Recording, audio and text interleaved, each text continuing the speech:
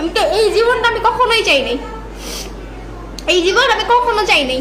বারবার একই কথা আসে, কাবিন ব্যবসায়ী কাবিন ব্যবসায়ী। আরে ভাই কাবিন ব্যবসায়ী কি? যদি কাবিন ব্যবসায়ী হইতাম 10 লাখ টাকা কাবিন করতাম, 10 ভরি স্বর্ণ নিতাম। কই একানাও তো নেই নাই, 3 লাখ টাকা কাবিন। মোহরানা তো মেয়ের প্রাপ্য, সেই মোহরানার জন্য এখন কাবিন ব্যবসায়ী হয়ে গেছি গা। বাহ, তা তোমার আপনারে দিতে বলছে কে? আমি তো ডিরেক্ট বলছি আমার মোহরানা লাগবে না।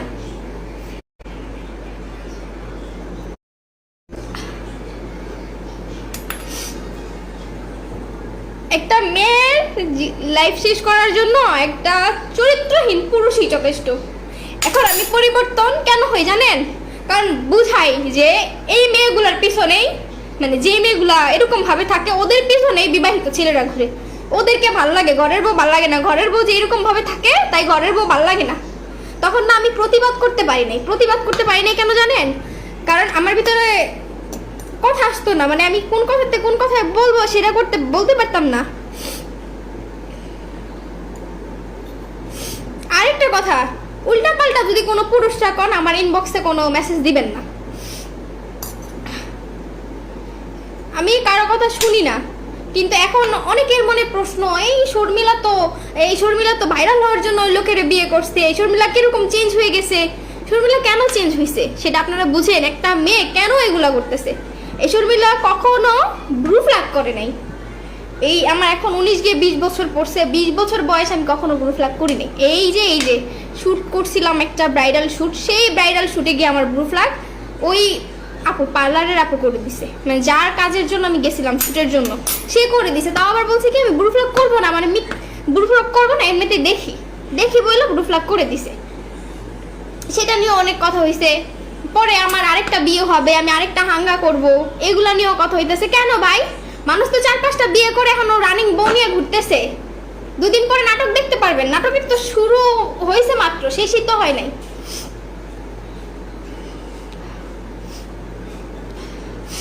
নাসিবা, আহারে নারী অভিনয়ের লেগা সেরা।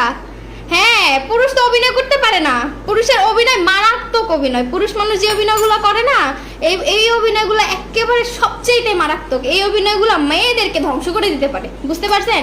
এখন আমার কাছে তো কোনো প্রমাণ নাই, প্রমাণ থাকবে কোত্থেকে? আমি ফোন চালাইছি, আমার কাছে প্রমাণ থাকবে? যদি ফোনটা চালাইতাম তাহলে সব প্রমাণ রাইখা দিতাম।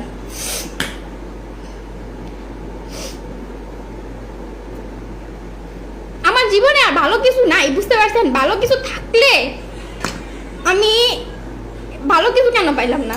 ভালো কিছু থাকলে কেন আমার সাথে এখন এরকম হয়েছে? আমি কি এই জীবন চাইছি? এই জীবন আমার কাছে ভালো লাগেই না। এখন কয়েকদিন ধরে একটু এরকম করে আসি না, এখন দেখাইতেছি, ওগুলো এখন সহ্য হইতেছে না। আমি তো দেখাইতেছি যে দেখেন আমি জীবনে কিছু করতে পারবো না।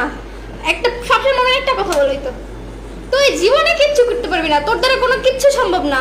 তো দেখাইতেছি কিছু হয় কিনা আমার দ্বারা।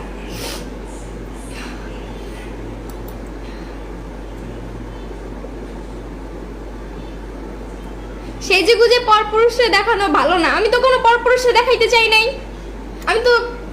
আমি তো সাধারণ সিম্পল ভাবে ছিলাম। আমারে কারো বন্ধু বান্ধবের সাথে সামনে নিতে শরম পাইতো, কারণ আমি খ্যাত ছিলাম, গাইয়া ভূত ছিলাম, শহরের মেয়ে হয়ে গাইয়া ভূত ছিলাম। তার জন্য আমারে কারো বন্ধু বান্ধবের সামনে নিতে লজ্জা পাইতো আমারে। এখন কান্নাকাটি করো আপু, তুমি কান্নাকাটি করো না। মানুষগুলো ন্যূনতম, আমি আমার আগের ভিডিওগুলো এখনো দেখি কন্টিনিউ, যে আমি শর্মিলা আগে কি ছিলাম। আমি তো ওই জীবনটারে বেশি পছন্দ করতাম, এটা তো আমি পছন্দ করতাম না। এখন এই জীবনে বসবাস করতেছি, বুঝতে পারছেন? এখন এই জীবনে বসবাস করতেছি। আমার যেভাবে মানহানি করা হয়েছে, আমি কখনো কোনো ভালো ফ্যামিলিতে যেতে পারবো? যেভাবে আমার উপর অত্যাচার করা হয়েছে, আমার যেভাবে অপবাদ দেওয়া হয়েছে, কোনো ভালো ফ্যামিলিতে উঠে দাঁড়াইতে পারবো আমি? পারবো না। এখন নিজের জায়গাটাকে নিজের ঠিক করতে হবে। আগে নিজের জায়গাটা ঠিক করতে হবে, তারপরে ভালো কিছুর আশা করতে হবে। এখন আমার জায়গাই ঠিক নাই, আমি ভালো কিছু কিভাবে আশা করবো? এখন চোখ দিয়ে পানি এসে পড়লে আমার একটা সমস্যা কি, আমার চোখে পানি এসে পড়ে, আমি ইমোশনাল হয়ে যাই। অতীতের কথা যখন মনে পড়ে তখনই আমি ইমোশনাল হয়ে যাই। তার জন্য হচ্ছে কি আমার চোখ দিয়ে পানি চলে আসে। আমি খুব ইমোশনাল একটা মেয়ে।